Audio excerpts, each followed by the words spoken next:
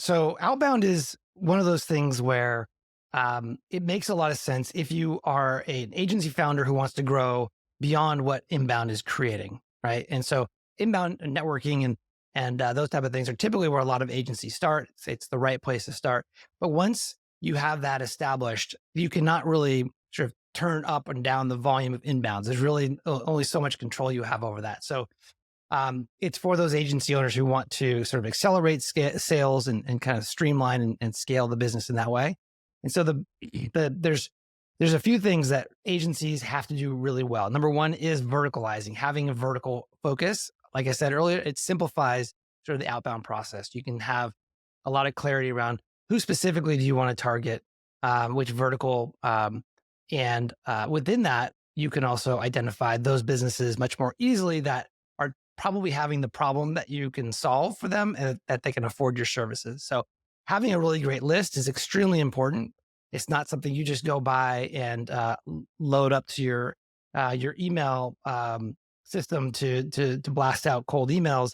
It's more about really trying to narrow the list to those businesses that again have the need for the service that you provide, and also can afford your services. So once you've got the list, the next thing that I'm a big fan of after you've done the positioning messaging is doing something that I call gift marketing, and is a first touch, not as a thank you for a meeting or a follow up. It's actually a first touch strategy where you will send a thoughtful, meaningful, potentially uniquely striking gift to the high value prospects that you want to build a relationship with.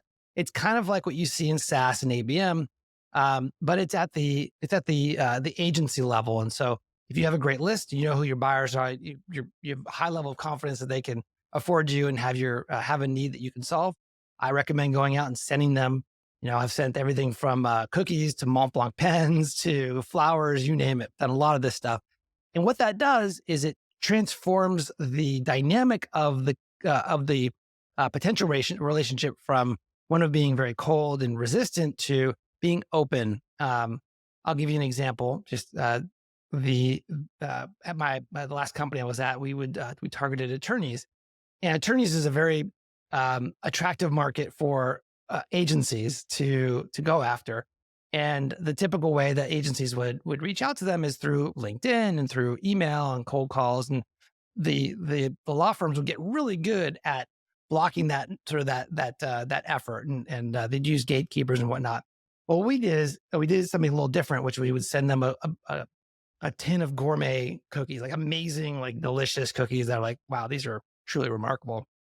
We'd send them to the office, and inevitably they would be in an overnight package, get opened up by the office manager or the attorney. And of course, they would inevitably end up in the break room, and everyone in the law firm is enjoying these cookies and saying, where did these come from? And they came from this company called Scorpion. It's the last company I was with. And as a result of that, a sales team member assigned to that law firm to reach out would call them, and instead of getting the typical resistance, it would be along the lines of, oh, hey, Blake, oh, you're from Scorpion? Oh, hold on. The attorney wants to talk to you. By the way, thank you for the cookies. Right? It changes that whole dynamic, right? And so I've done this at scale, and I coach my clients to do the same as a way to improve the probability that you'll have a high quality sales conversation with a great sales lead. So I'm a big fan of that as a way to kind of accelerate the sales process when it comes to outbound.